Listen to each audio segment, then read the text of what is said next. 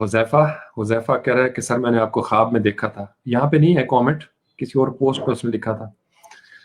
बहुत सारे लोगों के ख्वाबों तक मेरी रसाई हो गई है। उसकी वजह यह है कि जब आपकी रूह किसी के साथ जुड़ जाती है, एहतराम बड़ी चीज है आफाक। एहतराम जैसे वो गेम्स में होता है ना, सीक्रेट चैम्बर एक खुल जाता है। जब आप किसी के साथ एहतराम के रिश्ते में जुड़ते हैं, मोहतरम हो जाते हैं, तो हरम एक हो जाता है।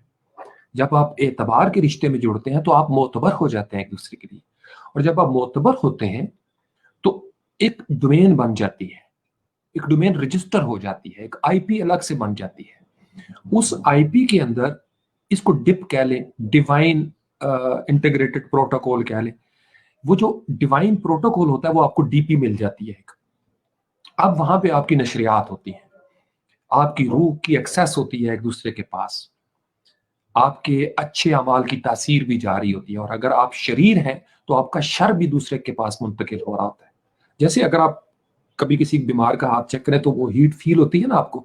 खुशबू वाले बंदे के पास बैठेंगे तो खुशबू आपको आएगी, कोई बदबूदार बंदा बैठा है तो बदबू आपको आ जाएगी।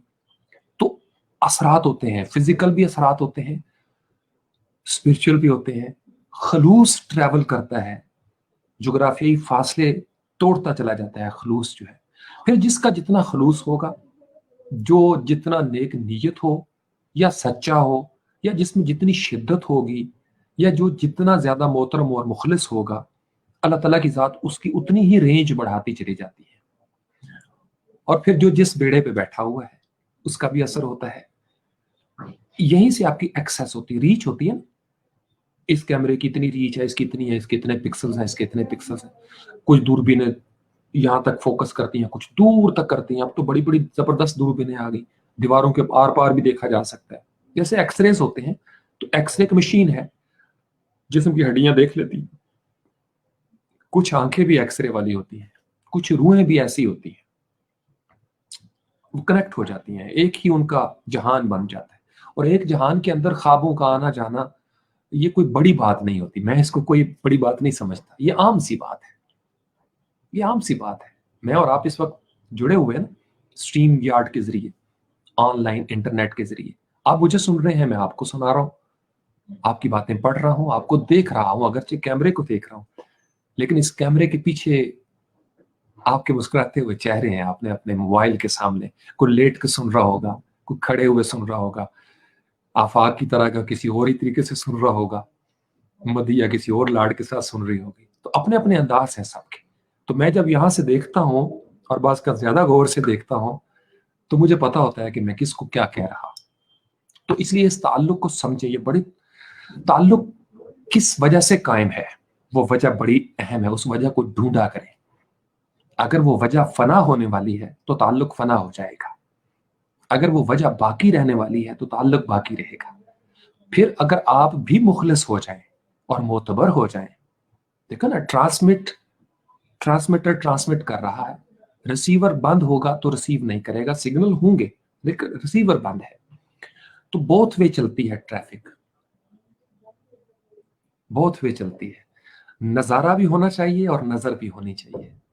नजर हो और नजारा ना हो, नजारा हो और नजर ना हो, तो अमल मुकम्मल नहीं होता। इसलिए गुरु और चेला, उस्ताद और शागिर्द, मुहिब और महबूब, ये अल्लाह ताला ने एक डायलैक्टिक सिस्टम बनाया हुआ है, जदलियात का निज़ाम है, ये दोई का निज़ाम है।